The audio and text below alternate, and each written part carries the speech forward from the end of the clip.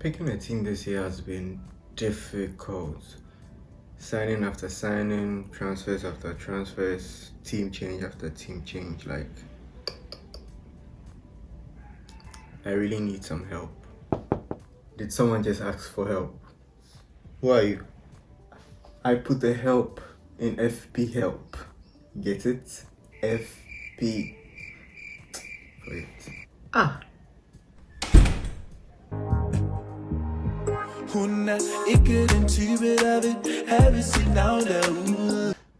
Hi guys, welcome back to another episode of FPheLp, where we bring you the best and most reliable fantasy league information you need.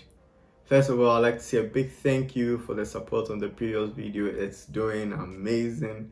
The likes, the comments, the support, the feedback.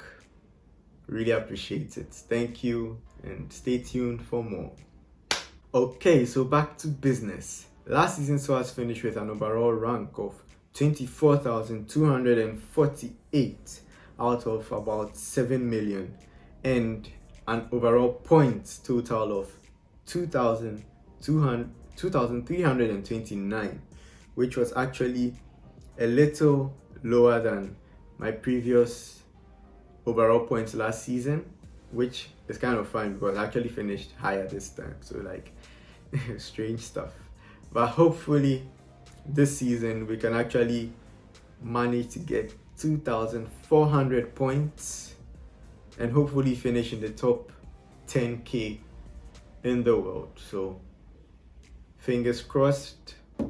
Hopefully we can do some good stuff, and all this was possible because of your help, helping me pick my captains, helping me make changes. So this season I'm hoping we can do same and finish even higher together. Okay, let's get it. Game week 1. This is the team I'm going in with.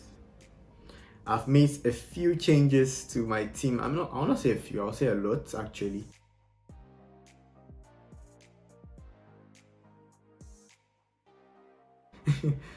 I've brought in Ramsdale at 4.0.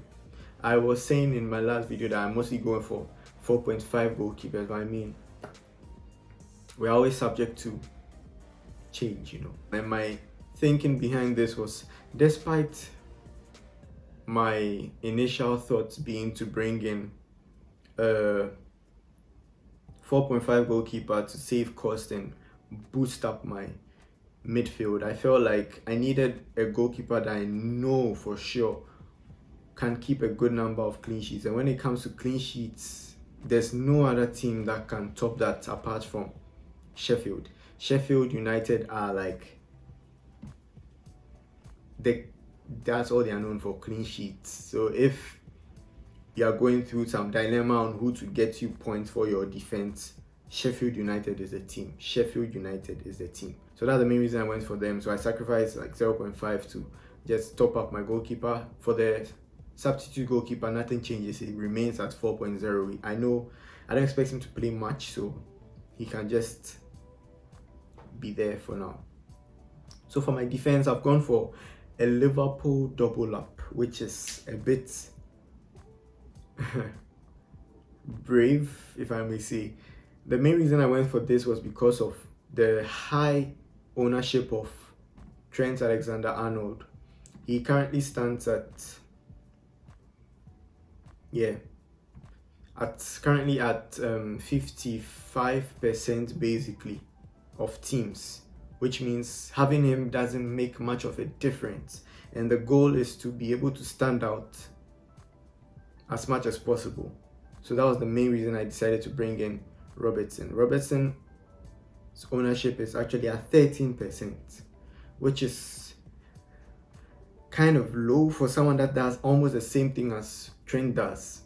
I mean, at the moment he plays corners for Liverpool as well. He plays set pieces, puts in his crosses. I mean, you can't ask for a more identical pick at a lesser ownership. So I feel like, and if Robertson goes wrong, if Trent actually goes wrong, I have Robertson for backup and vice versa. So that was the main push behind the pick. So for now, and also to actually save cost, because at 7.0, anytime I want to downgrade him to a 4.5 defender, it will be the easiest thing to do and also help me bolster my midfield if need be. So my third starting defender is Kyle Capites, and for him, the main reason I picked him was I wanted a Southampton defensive player.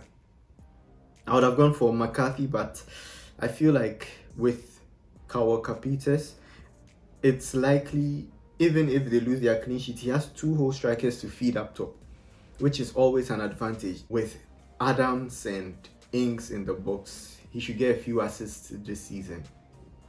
Yeah, so I trust that hopefully he can get a few assists and top it up with some clean sheets as well. With Aubameyang, Salah, wingers that play almost as strikers, you can't ask for any better. They play penalties as well. It's like a carbon copy. It's like I can't even ask for. These are golden boot winners, you understand? I can't ignore them at all. And the main reason I edged towards Salah more than I did towards Mane was because of the penalty rule. I mean, in a VAR era, you can't go wrong with picking someone that plays penalties. I mean, we've seen it with Manchester. I mean, Manchester had a different case, but it's still something. Handballs can happen at any moment. The sly players might get tripped at any time. I mean, so yeah, once I have a penalty taker, I'm okay with that. Yeah, for now. So the other three midfielders are Saint Max, Son, and Kai Havertz. Kai Havertz, I went for him because I feel he's a very attacking midfielder, considering how the role he played with Leverkusen. We are not sure of how he's going to be used under Frank Lampard, but for now I feel like he might start the season. He might not get full 90, probably 60 minutes, 75, fingers crossed, under his belt should be enough. And I feel like I'm confident. But for other alternatives, I might actually lean towards ZH more. Yeah, even with Pulisic declared fit, I might actually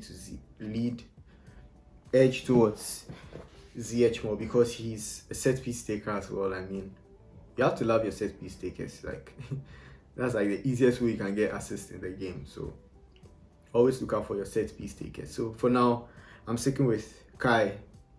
Then, if you know me, you know Sonaldo.